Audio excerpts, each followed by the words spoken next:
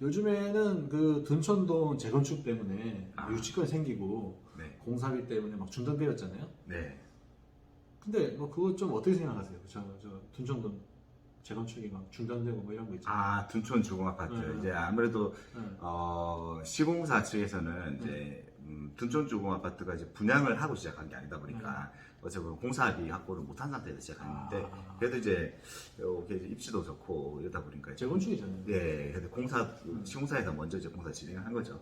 근데 진행을 이제 그러니까 시공사에서 돈을 받고 진행을 해야 되는데 돈을 전혀 안 받고 미래 가치를 보고 진행했는데 어느 정도 진행하다 보니까 공사 자금 계속 이제 들어가는 거예요. 네. 거기에 대해서 이제 보면 그 건축을 의뢰한 조합원이죠. 조합원 분들이 건축주분이죠. 그분들이 이제 나중에 어떤 자재 상승이라든지 네. 인건비 상승에 대한 부분들을 보장을 해주는. 네. 그러니까 이제 상황이 바뀌었기 때문에 네. 원가가 이제 올라간 거잖아요. 네. 거기에 대한 어떤 보장을 해줘야 되는데 그냥 예전에 계약했던 게 있으니까 그대로 하자. 이래 보니까 시공사 입장에서는 자기 돈 들여가지고 이미 돈 써서까지 하는데 이제 물가 올라간 거에 대해서 반영을 안 해주겠다 해보니까 이 계산기를 두드려 보니까 진행하면 손해인 거예요. 그러다 보니까 어쩔 수 없이 유치권을 걸었고 사실 이 유치권에 그대로 진행이 돼버리면 건축주분들은 굉장히 불리한 입장에 그렇죠. 잘 가능성이 높습니다. 그냥 돈을 주고 하면 될 텐데. 네네. 사실 이거 자재비를 높여서 하겠다라고 하시는 이제 조합원장이 이제 잘리고 이제 맞서겠다는 새로운 분이 되면서 이제 대치 상황이 됐는데 유치권을 또 이제 유지를 하려면은 비용이 굉장히 많이 듭니다. 일반 조그만 꼬마 빌딩 한 개 유치를 하려도 한 달에 뭐 1,000만 원씩 듭니다. 그러니까 이게 어마어마하죠. 억대 이상, 수십억 원대 아마 유치권 비용이 발생할 텐데 수십억 원이면 다행이죠. 수백억 원 이렇게 유치권 비용이 발생되면 그 비용 자체를 또 시공사는 공사비에 다 이제 포함을 시킬 거예요. 결국은 시간이 끌면 끌수록 협상하기엔 더 힘들어지고. 저게 이제 PF를 받아서 한 거면 금융 비용도 또 높아지는 거네요. 그렇죠. 금융 비용도 높아지고 그리고 맞습니다. 유치권 금융 비용도 높아지는데 유치권 유치하는 비용이 굉장히 비쌉니다. 그러니까 재건축해서 사실 여러분들 그 아파트 가격이 엄청 더 높아질 텐데 그냥 좀 어느 정도 합의가 잘 돼가지고 좋은 아파트가 생기길 바라고. 그 꼬마 빌딩 같은 경우는 이런 공사비나 자재값이 올라서 뭐 이렇게 어려운 점이 없나요? 꼬마 빌딩도 사실은 이제 제가 최근에 철근 값이 뭐 예를 들면 톤당 뭐 70만 원 정도, 좀 75만 원 정도 하던 게 이제는 120만 원까지 갔다 최근에는 100만 원, 110만 원까지 해버렸어요. 50% 상승하고 콘크리트 가격도 한 50%, 폐기물 버리는 가격도 이제 50% 이상 상승하고 뭐 2배씩 오른 것도 있고 요즘은 뭐 대부분 다 자재값이 50% 이상이 다 올라 버렸습니다. 근데 이제 뭐 이거는 할 때 근데 계림건설에서 만약에 이제 시공계약을 쓰면 그 가격에 대해서는 다 건축주분들한테 얘기를 해드리는 거잖아요. 네, 저희가 요즘 사실은 계약서 쓸 때 이렇게 합니다. 이제 저희가 최저 가격으로 이렇게 가능한 맞춰드리는데 공사하다가 자재값이 올라버리면 이 부분은 그래도 저희가 손해는 저희 입장에서 저희가 손해는 보지 않도록 해달라. 이런 특약을 쓰긴 합니다. 손해보고 할 수는 없으니까. 그렇죠. 가급적이면 거의 요즘은 뭐 돈을 또 많이 받을 수도 없어요. 자재값 올랐다고 해서 건축주한테 다 요구할 수도 없는 입장입니다. 서로 조금씩 양보를 해서 저희는 뭐 어떤 회사 운영할 수 있는 정도 그 정도 이제 할 수 있고 건축주분들은 최소의 가격으로 가장 높은 품질의 최상의 수익을 얻을 수 있는 상황으로 서로 이제 양보를 조금씩 해야죠. 그렇군요. 그리고 보면 이제 분양 대행사 어떤 뭐 분양하는 사람들을 이제 선정한다거나 이제 분양 임대를 잘 나가게 하는 노하우는 어떻게 될까요?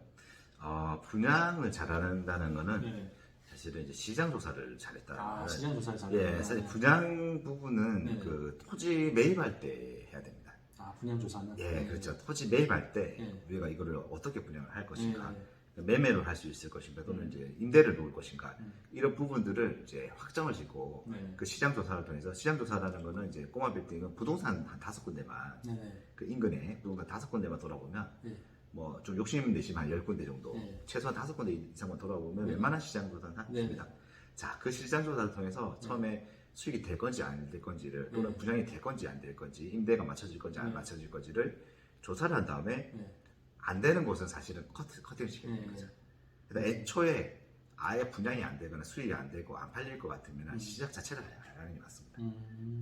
아, 수지분석을 했는데. 그렇죠. 그래서 사실 사람들이 없으면. 저희한테 이제 네. 분양이 안 되는데 어떻게 해요? 이렇게 문의하는 게 네. 이런 이미 저질렀고 아, 사실 뒷수습을 해달라는 건데 이때는 굉장히 좀 어렵죠 사실은.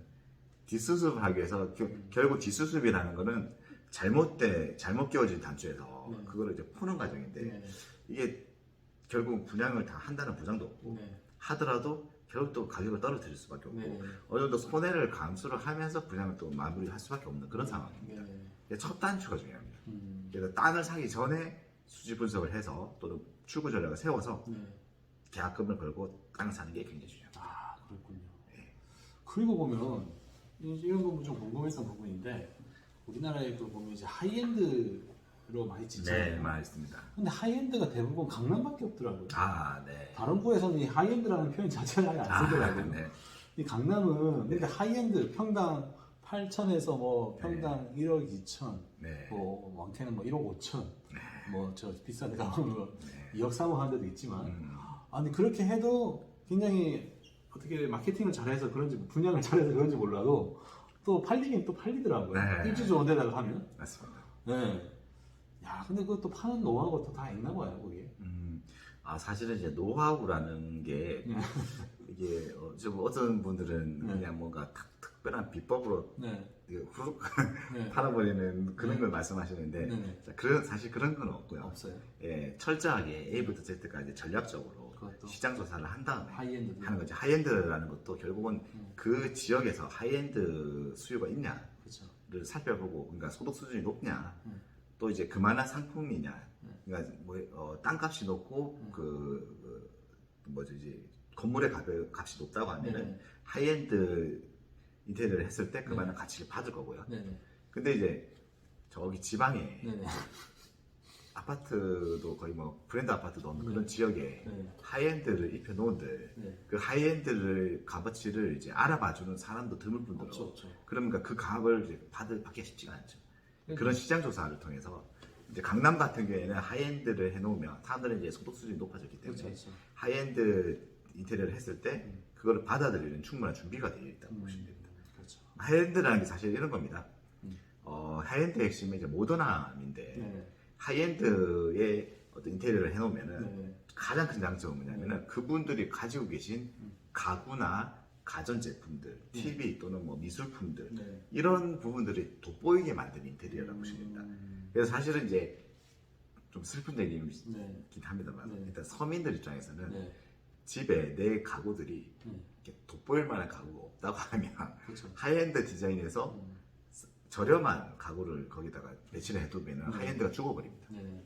그래서 별 효과를 볼 수가 없어요. 네. 그런 부분들이 다 맞아야 됩니다. 아, 그게 다 맞아야 된다. 네. 그렇죠. 그래서 저희도 하이엔드를 하고 싶은데 못하는 경우가 많습니다. 못하는 그런 수요층이 받쳐주지 않기 때문에 하고는 싶어도 했다가 괜히 돈만 날릴까봐 이제 그 고객분들은 이제 그런 것들 많은 요구를 하시는데 그 설명을 들으면서 과연 하는 게 수익이 될까 아니면은 그냥 중간 정도의 퀄리티의 인테리어를 하고 분양하는 게 수익이 될까 그걸 철저하게 따져봐서. 아니 그 타운하우스 저번에 이제 평택에 그 타운하우스 있잖아요. 네. 그거는 이제 조감도라든지 이런 거 보면 굉장히 좀 하이엔드 타운하우스로 만들려고 하는 욕심이 좀 보이는데. 아, 네네. 네. 그거는 그렇게 좀 약간 좀 고급스럽게 만들지 않나요? 이제 이제 뭐 하이엔드 기준이 다르긴 한데 제가 말씀드린 하이엔드라는 거는 이제 예를 들면 롯데타워라든지 롯데타워 그 정도로. 네, 그 정도. 네, 저희가 만약 평택에 타운하우스 짓는다고 하면 물론 이제 신축 아파트 정도 수준으로는 이제 만들긴 합니다만 그 이상의 하이엔드급으로 하기에는 조금은 아직까지는 부담이 좀 있습니다. 더 받아야 되겠네. 네, 그렇다고 해서 뭐 하이엔드가 아니라고 해서 뭐 그래도 굉장히 이쁩니다. 신축 아파트 이상은 됩니다. 그렇죠. 네.